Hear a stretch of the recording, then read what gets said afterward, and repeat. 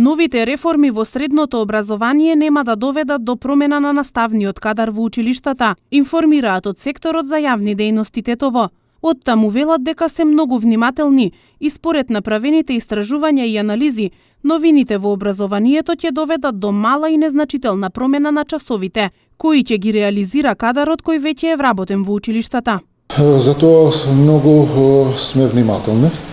за да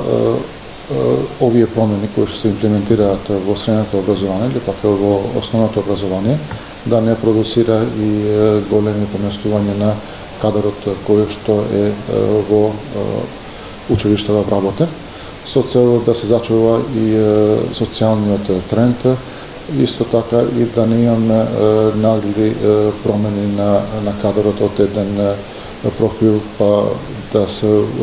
имаме кусок или пак вишок во некој друг профил.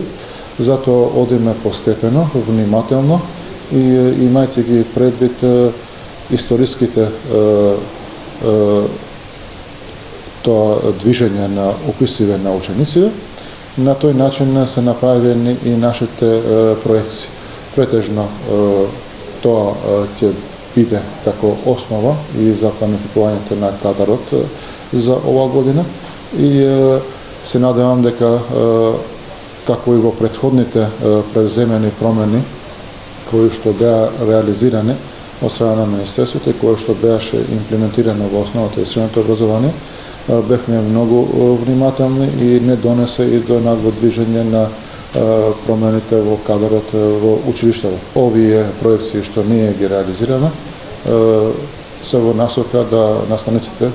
професорите вработени во средните училишта да бидат спокојни дека нема да произнесе